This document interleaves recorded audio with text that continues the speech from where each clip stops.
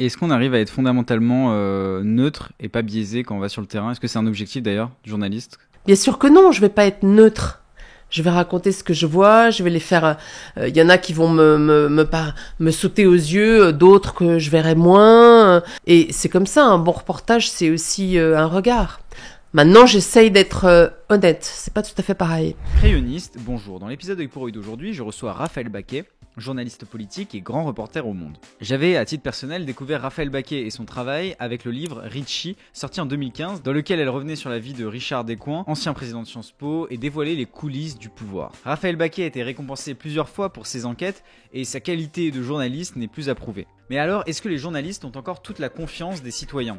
Est-ce que le travail de journaliste a été complètement changé, modifié avec l'arrivée d'Internet et des réseaux sociaux ? Et aujourd'hui, est-ce que selon vous, des youtubeurs par exemple ont plus de crédibilité et de légitimité à parler de sujets politiques que des journalistes que l'on peut voir à la télévision ? Et fondamentalement, qu'est-ce que c'est être journaliste ? Donnez-moi votre avis en commentaire, ça m'intéresse. J'espère que cette vidéo vous plaira. Si c'est le cas, n'hésitez pas à laisser un j'aime, à mettre un commentaire, c'est important pour le référencement, et à vous abonner et activer la petite cloche pour être notifié lorsqu'une prochaine vidéo sortira. Bonne vidéo. Je crèverais avec une queue dans la bouche. Il faut lui mettre dans la bouche de la nourriture et pas sa bite en fait. Marine Le Pen est une démagogue. Si c'était pour le Frexit, pourquoi ils vous ont pas élu en Parce 2017 que, alors, Si nous sommes à l'image de la société, dans la société, il y a forcément du racisme. Les médias ont changé. Ça veut dire quoi? C'est-à-dire qu'il faut aller chez Cyril Hanouna sur TPMP pour débattre? Bonjour Raphaël Baquet. Bonjour. C'est un vrai plaisir de vous avoir ici dans ce format d'œil pour œil au crayon. Je vais commencer tout de suite l'interview en vous montrant un extrait vidéo et je vous poserai quelques questions après là-dessus. En l'occurrence, l'exercice journalistique qui consiste à lire presque toute la presse et à donner ensuite son avis n'était pas donné à tout le monde il y a encore 15 ans. Il fallait acheter les journaux papier, les éplucher, faire ça tous les jours, se tenir au courant avait un prix, c'était un investissement. Ensuite, il fallait s'être vu offrir une tribune, et on a vu que ces postes, s'ils étaient lucratifs et prestigieux, eh bien ils étaient chers et le plus souvent réservés aux plus installés, dont on reconnaissait l'expertise, l'expérience. Et aujourd'hui, n'importe quel connard, comme moi, n'importe quel chômeur strasbourgeois peut en quelques clics faire le tour des titres de la presse hexagonale et même mondiale. On peut même publier notre avis sur Facebook ou Twitter, même si ça n'intéresse personne, on peut. Cette vidéo date un peu, elle a 4 ans, c'est Usul qui sur Mediapart explique l'impact des réseaux sociaux. Moi je voulais commencer avec une première question, est-ce que Internet, ça a tué le journalisme politique ? Ah bah non, pas du tout. Non, pas du tout. Internet a... Enfin, pour ceux qui n'avaient pas pris ce tournant, certains journaux en sont morts, hein, ça c'est clair, mais ça a plutôt décuplé l'audience des médias. Hein, donc, ça n'a pas du tout tué le journalisme politique. Après, ça a merveilleusement décuplé le café du commerce. Mais ça, c'est autre chose. Mais c'est ça, est-ce que ça n'a pas noyé justement le journalisme politique ? Par le café du commerce, ça n'a pas noyé le journalisme politique ? Mais d'abord, le journalisme politique, enfin, c'est du journalisme en tant que tel, des enquêtes. Donc, bavasser et dire oui, Macron est formidable ou tiens, j'aimerais bien voir machin comme Premier ministre, c'est du commentaire. Vous pouvez y prendre beaucoup de goût et ça peut vous plaire, mais c'est pas tout à fait de l'information. Donc c'est à deux niveaux. Il y a le côté commentarisant ou éditorialisant d'ailleurs, qui a sa voix et qui a trouvé une nouvelle jeunesse, si je puis dire, avec l'audience que permet Internet, mais ça n'a pas changé l'impact de vraies enquêtes. Justement, moi à titre personnel, je vous avais découvert avec votre travail sur le livre Ricci que vous avez publié en 2015 qui revient sur la vie de Richard Descoings qui a été directeur donc de Sciences Po et dedans on y voit les coulisses un peu du pouvoir et on essaie de comprendre un peu on essaie de comprendre la vie justement de Richard Descoings dans ce que vous avez écrit et je voulais savoir si pour vous c'est ça, être journaliste, c'est avoir les infos que d'autres n'ont pas, justement, aller dans les coulisses de ce qu'on ne voit pas forcément. Ah bah le journalisme, c'est avant toute chose de l'enquête. Donc oui, bien sûr. Si vous ne savez pas enquêter, vous serez jamais un bon journaliste. Parce que le journaliste... Ça s'apprend à enquêter ? Ah oui, ça s'apprend, bien sûr. C'est pas facile, d'ailleurs. Mais bien sûr, il faut savoir chercher l'information, savoir pourquoi cette information, d'abord, est pertinente, où la chercher... la révéler et la mettre en perspective, parce qu'une information en tant que telle, ça dit pas grand-chose si vous n'êtes pas capable de l'expliquer, de la remettre dans son contexte et d'expliquer ses éventuelles conséquences. Donc c'est ça, oui, bien sûr. Donc enquêter sur Richard Descoings ou sur autre chose, mais enquêter sur Richard Descoings en tant que tel, Richard Descoings était totalement inconnu du grand public. Hein, il était connu des étudiants de Sciences Po, et encore des étudiants de Sciences Po qui l'avaient vu comme directeur. Hein. Donc c'était un tout petit microcosme. Or, cette enquête, ce livre, il a eu énormément de succès. Pourquoi ? Parce que ça racontait autre chose que Richard Descoings en tant que tel. Ça racontait l'école du pouvoir, au fond. Hein. Ça racontait la formation des élites.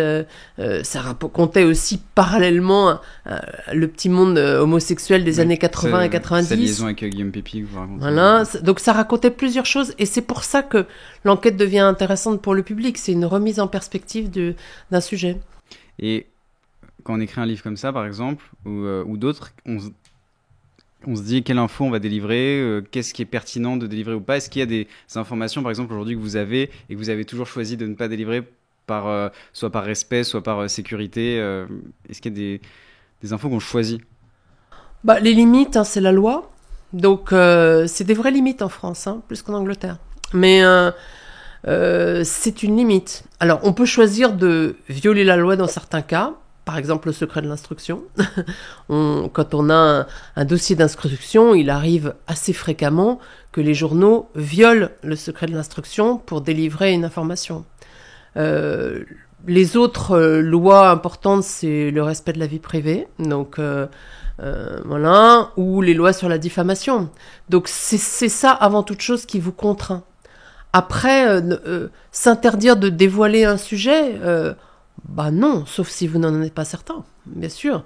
Il faut que ça soit vérifié et sûr, et que ça ait aussi un intérêt, si vous voulez. Mais c'est ça quand même qui nous guide dans un journal. Est-ce qu'il y a une crise de confiance, justement, vis-à-vis des journalistes ? Oui, une énorme crise de confiance qui est liée à la fois... c'est la crise de confiance que connaissent toutes les institutions. Hein. Les médecins pourraient vous dire la même chose. N'importe quel médecin voit arriver dans son cabinet des patients qui ont déjà regardé sur Internet et qui font le diagnostic eux-mêmes. Donc, et qui contestent généralement leurs ordonnances. Donc, si vous voulez, ça, nous, on le vit évidemment comme journalistes, comme les responsables politiques, les médecins, les professeurs. Donc, à vrai dire, toutes les institutions connaissent cette contestation et cette crise de confiance. C'est un vrai problème. Hein. C'est un vrai problème pour la démocratie, avant toute chose. Et ça vient d'où ? Comment on l'explique ? Ça vient... Internet, il y a sans doute sa part, mais pas seulement. C'est vrai que... Je me souviens très bien, il y a encore 20 ans, les premiers théoriciens de l'explosion de la bulle Internet, enfin de l'Internet, hein, parce que ça date d'il y a déjà 50 ans, mais enfin bon, disons que ça s'est vraiment généralisé il y a 25 ans, disaient déjà l'audience va prendre le pouvoir. Et ça, c'est vrai, l'audience a pris le pouvoir. C'est-à-dire qu'aujourd'hui, n'importe quel influenceur ou influenceuse surmaquillé et qui présente n'importe quel produit a plus d'impact que quelqu'un de très sérieux qui vous fait une analyse étayée. Donc c'est vrai, c'est un problème. Mais si vous voulez, ce relativisme général qui est lié à l'extraordinaire audience, qui n'est pas basé forcément sur le sérieux, ni sur la véracité, mais sur l'excitation de l'instant, sur la mode, sur l'impact de ce qu'on peut dire. Évidemment, ça remet en cause le travail que des institutions établies peuvent faire. Et justement, quand on est journaliste et qu'on voit qu'aujourd'hui, c'est l'audience qui capitalise tout, est-ce qu'on se dit pas, on va essayer d'adapter notre journalisme pour capter justement cette audience et que les gens nous regardent et nous lisent ? Alors, on n'a pas adapté notre journalisme, on a plutôt adapté les outils de l'audience. C'est-à-dire que, effectivement, par exemple, au Monde, hein, qu'est-ce que je connais le mieux ?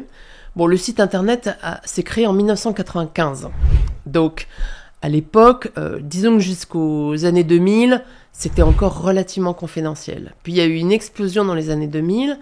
Le problème, après, c'est d'avoir l'argent pour investir dans ce site, pour l'étendre, pour faire un système d'abonnement payant, pour proposer des vidéos et des podcasts. Tout ça, c'est ça qui a étendu notre audience. Mais on n'a pas changé de journalisme. On fait toujours le même, à vrai dire.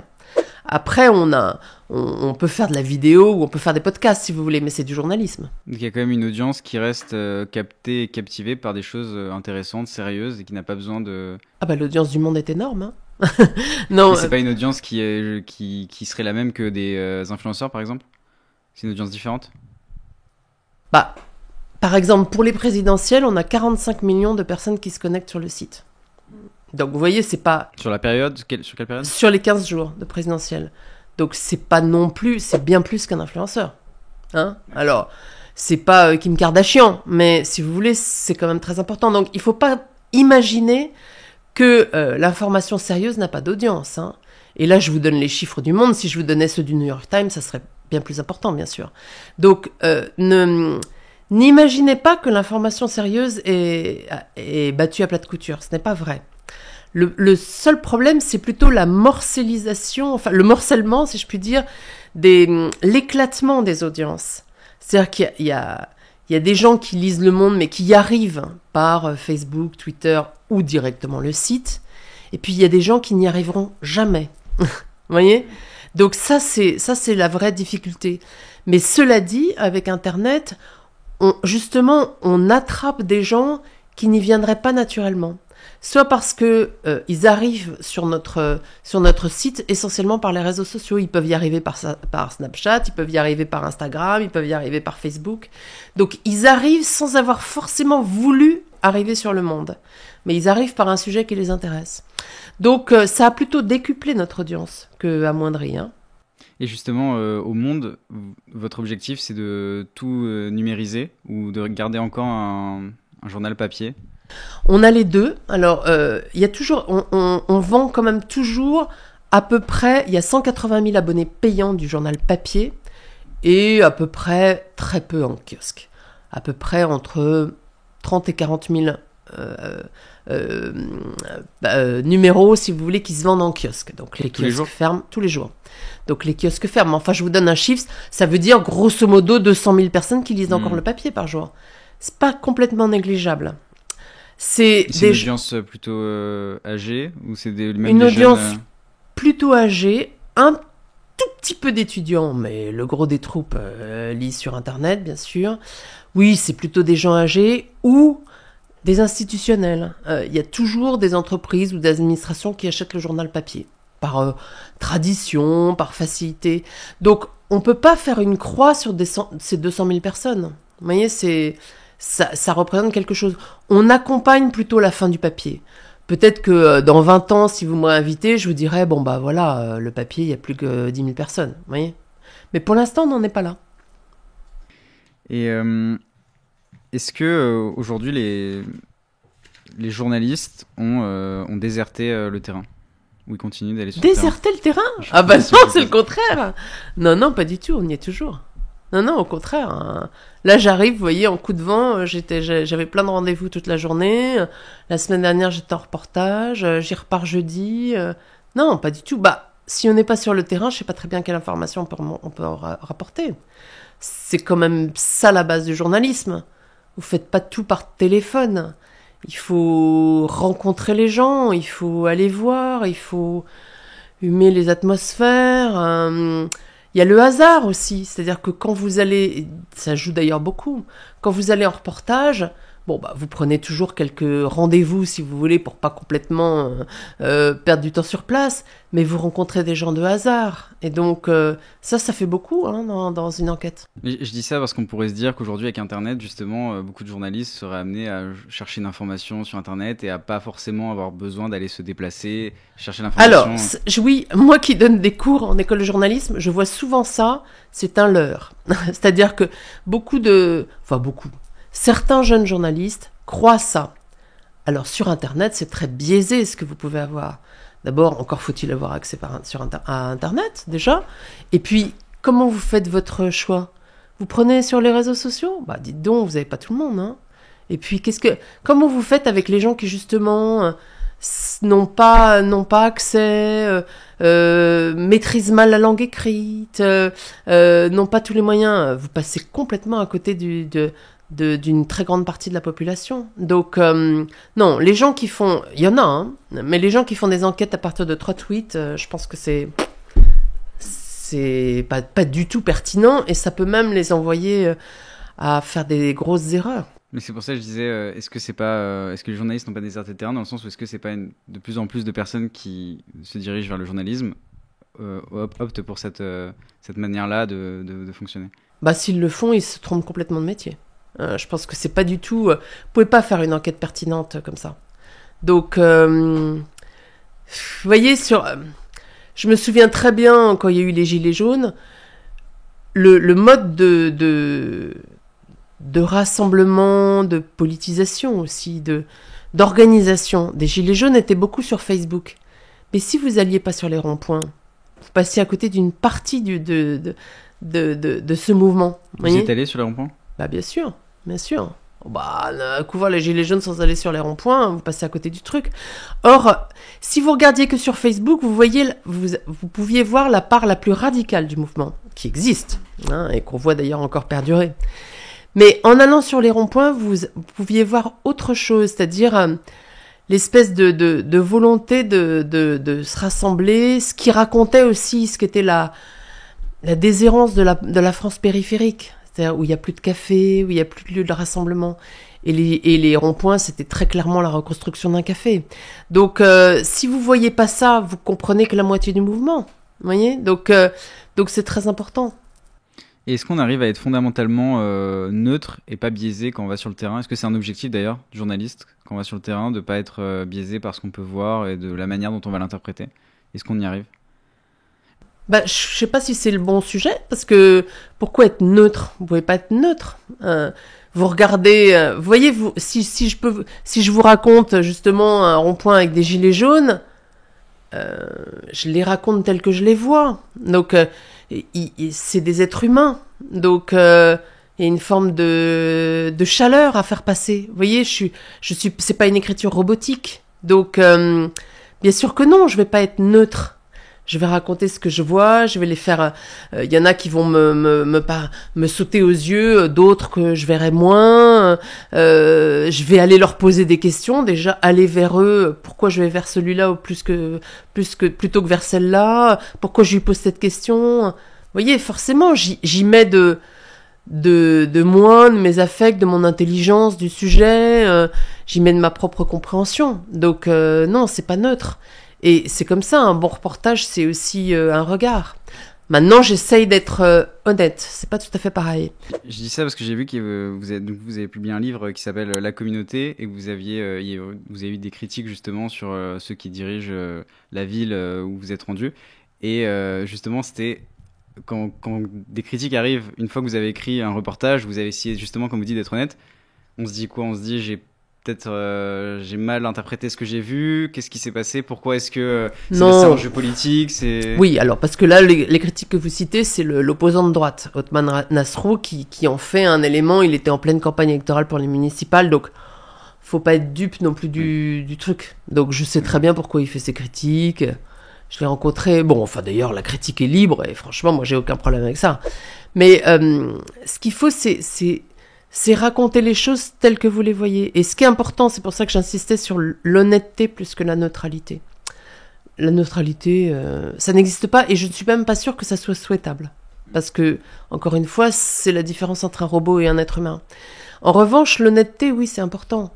C'est-à-dire que si je vais interroger quelqu'un et qu'il me dit quelque chose, je ne le prends pas forcément pour argent comptant. Vous voyez ? Déjà, s'il met en cause quelqu'un d'autre, je vais aller voir ce quelqu'un d'autre. Donc ça, c'est l'honnêteté, hein, aussi, de donner les deux positions. Je vais vérifier ce qu'il va dire. C'est ça, l'honnêteté. Sinon, je fais un micro-trottoir, vous voyez, et je vais voir n'importe qui me raconte ça et je le transcris. Et c'est quoi le bon format aujourd'hui pour plaire à un public ou à des Français qui veulent s'informer, justement? Est-ce que c'est, par exemple, le Brut qui a décidé d'être complètement un média vidéo? Ou est-ce que le format écrit permet aussi de retranscrire des choses peut-être plus profondes et encore du sens aujourd'hui? Oh bah il y a la place pour les deux. Brut c'est très bien. Hein. Bon ils ont du mal à être équilibrés financièrement, mais c'est très bien. Mais c'est pas substitutif si vous voulez. Il y a beaucoup de gens qui lisent à vrai dire. Hein. Je vous ai dit nos chiffres, donc on n'est pas du tout confidentiel. Hein. N'imaginez pas que l'écrit, les gens désertent l'écrit, c'est pas du tout vrai. Hein. Donc les gens lisent beaucoup. Je dirais même. C'est stable ou ça diminue ou c'est. Voilà, je vous ai donné pour les présidentielles, qui est toujours un moment de pic. Mais si vous voulez, on a toujours plusieurs millions de gens qui regardent le site chaque jour. Hein, donc c'est très important. Donc c'est beaucoup plus que Brut. Mais j'aime beaucoup Brut, hein, mais. C'est un de vos concurrents au monde, Brut. Vous le considérez comme un concurrent Brut aujourd'hui ? Bah. Tout est concurrent à partir du moment où on fait de l'information. Mais Brut, par exemple, encore une fois que je trouve super, ils font pas de l'enquête, vous voyez ? Ils font beaucoup de témoignages, et c'est d'ailleurs très bien, c'est très anglais, c'est bien fait. Mais c'est pas de l'enquête.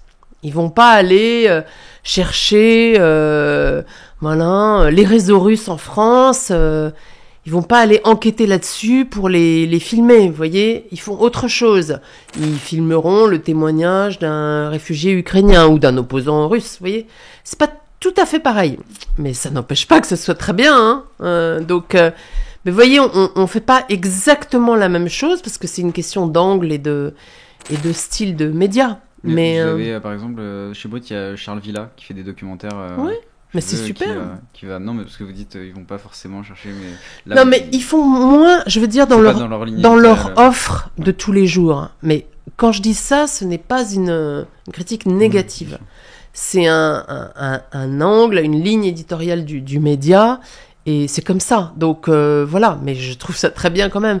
Mais tous les médias d'information sont concurrents entre eux. Et si Brut sort une info sur laquelle j'étais en train de travailler, je serais pas du tout contente et je considérerais que que je me suis fait doubler, si vous voulez, bien sûr. Par rapport à ça, est-ce qu'il n'y a pas un entre-soi journalistique aujourd'hui qui pourrait être à Paris, par exemple, où tous les journalistes, justement, seraient un peu déconnectés même si on disait qu'ils allaient sur le terrain, mais... Je dirais pas un entre-soi. Ce qu'on a vu, c'est... c'est pas du tout le même cas pour la presse écrite, parce qu'on n'est pas dans les mêmes obligations. Il y a un problème d'entraînement des chaînes d'info continue, ça c'est très clair. Ça c'est très clair, on voit bien que leur choix d'audimat font que, oui, là on l'a vu pendant la campagne présidentielle, c'est très évident. La survalorisation d'Éric Zemmour est tout à fait frappante. Donc, et c'est complètement lié à l'audience, c'est même pas un choix idéologique. Enfin, je mets CNews à part, parce que CNews, bon, d'accord, c'était la télévision Zemmour. Mais en dehors du choix idéologique, je pense que c'est un choix d'audience. Donc, oui, ça peut être une vraie difficulté. En ce sens, je parle même pas de la position politique, hein. En ce sens que ça déforme la réalité. Oui, ça c'est vrai. Et je pense que les gens qui n'auraient regardé que les chaînes d'info continue aurait pu croire qu'Éric Zemmour allait être président de la République. Et donc ça, c'est une vraie vision biaisée de la réalité, c'est un problème pour des journalistes. C'est une faute journalistique, du coup. C'est les journalistes qui à rester trop entre eux, à discuter trop de... C'est pas qu'ils restent entre eux, c'est qu'ils n'ont comme grille de lecture que l'audimat. C'est pas tout à fait pareil. Ils ne regardent pas forcément la réelle audience d'un Éric Zemmour, si vous voulez. Ils regardent l'audimat. Alors, comme Éric Zemmour est un très bon showman, vous avez envie de le mettre, parce que dès que vous le voyez, c'est excitant, il y a toujours un truc qui fait le buzz. Ok, formidable. Mais ça veut pas forcément dire que c'est ce que les gens votent. Donc ça, il faut faire attention à ça. On est parfois... C'est un travers qu'on connaît souvent dans le journalisme. Mais il faut faire attention à ne pas confondre quelqu'un qui fait le spectacle avec quelqu'un qui a une vraie assise profonde dans le pays. C'est pas tout à fait pareil. Quelqu'un qui a une vraie assise profonde dans le pays, ce serait qui ? Après, quand vous faites une enquête journalistique, vous le voyez. L'installation du Front National, on le voit. Je vous prends exprès ces deux exemples. La différence entre Éric Zemmour et le Front National. Même idéologie d'extrême droite. Mais il y a un parti qui est profondément ancré, et on le voit quand on fait du reportage depuis plusieurs années, ce qui est mon cas. Ça, on Vous les saviez voit. que ça allait être Marine Le Pen face à Emmanuel Macron, ou vous sentiez Ah plus ouais, que ça on pouvait le sentir. C'est toujours difficile de le savoir avec certitude. Hein. Une élection, Bien ça sûr. se joue parfois à peu de choses près. Mais ça fait déjà... Écoutez, moi, ça fait 25 ans que je suis journaliste.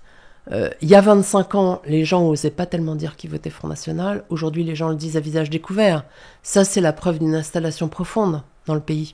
Donc, Éric Zemmour, on voyait très bien, mais on voyait très bien le rétrécissement sociologique. On voyait que ça marchait effectivement dans la super bourgeoisie du 16e arrondissement. Oui, très clairement. Mais ça se voyait en reportage, vous voyez. Oui, Vous voyez, ça veut pas dire que c'est bien ou c'est mal, c'est pas le sujet. Hein. Je porte pas de jugement de valeur. bien sûr. Ce qu'on voit, c'est que quand on fait des enquêtes et des reportages, on voit les choses s'installer. Justement, là, c'est ce biais journalistique qui est intéressé que par l'audimat. Je parlais au début de justement de la crise de confiance vis-à-vis des journalistes. Est-ce que c'est pas ça aussi qui explique cette crise de confiance et du fait que les gens n'ont plus confiance aux journalistes qui sont obsédés par une seule chose, c'est de faire toujours plus d'audimat et pas d'être honnête et d'apporter un fait. Si je vous disais ça, ce serait la version positive de la crise de confiance. Mais quand vous regardez les enquêtes qui sont faites sur la crise de confiance, c'est pas forcément ça. C'est-à-dire que les chaînes d'infos continues, par exemple, n'ont pas un taux de confiance très inférieur à des journaux plus sérieux. Donc c'est pas tout à fait ça qui joue. C'est plutôt une image, éventuellement quelques scandales de presse. Et c'est plutôt, je vous dis de façon plus générale, je pense, la contestation des institutions et des savoirs établis. Très bien, on arrive à la fin de cette interview. Je vais vous poser 2 dernières questions qu'on pose à tous nos invités. Est-ce qu'il y a une personne que vous souhaiteriez voir dans ce format d'interview à votre place pour une autre épisode? Il faudrait que je réfléchisse très vite, mais je trouve que oui, moi qui m'intéresse à la politique, j'oublie son nom à l'instant, merde, faudrait que je le trouve. Le cinéaste qui a fait Alice et le maire, par exemple, le maire M-A-I-R-E, je trouve que c'est une vision très fine de ce qu'est la politique, de ce que sont parfois ses excès, ses exagérations. C'est l'histoire d'une jeune fille qui vient donner des conseils à les philosophes et elle vient donner des conseils à un maire, le maire de Lyon, qui n'a plus d'idées. Et Incarné par Fabrice Lucchini, d'ailleurs. Pardon, Incarné par Fabrice Lucchini. Et je trouve que c'est très fin et très juste, à vrai dire, et j'aimerais beaucoup discuter avec lui. Et vous pourriez l'interroger. Avec grand plaisir. On regardera son nom parce que j'ai pas le nom en tête, effectivement. Et dernière question, est-ce que vous avez une phrase qui vous accompagne et que vous souhaiteriez partager Moi, ce qui guide, en tout cas, c'est croire toujours en l'humain. Oui. Et quand on fait du journalisme, parfois, c'est pas toujours évident, hein, parce que on peut couvrir des guerres ou même des faits divers épouvantables. Mais quand on s'intéresse aussi aux hommes, avec un grand H, aux hommes et aux femmes, on s'aperçoit quand même que c'est toujours passionnant de creuser ce qu'il y a au fond d'un acte ou d'un comportement. Et ça m'est arrivé notamment dans des faits divers d'aller interroger ou des criminels ou des victimes. Et là, vous vous apercevez que c'est toujours très fin et vous pouvez vous identifiez, ça raconte aussi ce qu'est l'humanité, à la fois dans ses abjections et dans ses grandeurs. Alors juste, je vais rebondir là-dessus, mais quelle morale on met derrière quand on interroge justement des grands criminels Vous pouvez en conclure que ce sont des pires ordures, hein. Mais c'est pas difficile justement de rester honnête parfois quand... Oui, bien sûr. Il ne s'agit pas de dire qu'ils sont innocents s'ils sont criminels, hein. Il s'agit d'expliquer ce qu'ils sont, pourquoi, comment. Ça ne veut pas dire que c'est bien, hein. Donc c'est pour ça que ce n'est pas une question de morale. Mais vous pouvez expliquer quelqu'un qui a tué, par exemple, il peut l'avoir expliqué pourquoi, par jalousie, par frustration, par vanité, par bêtise. Ça ne le sauve pas du fait que ce qu'il a fait est ignoble. Ça permet d'expliquer ce qu'est parfois la dérive profonde d'un homme. Et donc, c'est intéressant. Ça ne veut pas dire que ça le rend bien. hein. Mais ça fait de lui quelque chose qui est plus complexe que un simple robot qui pourrait tuer. Bon. Merci beaucoup Raphaël Baquet. Merci. Cet épisode de Pour Œil est terminé, j'espère qu'il vous a plu. Si c'est le cas, n'hésitez pas à vous abonner, à activer la petite cloche pour être notifié lorsqu'une prochaine vidéo sortira, à mettre un j'aime et à nous laisser votre avis en commentaire, ça nous intéresse. C'était Antonin pour Le Crayon, salut.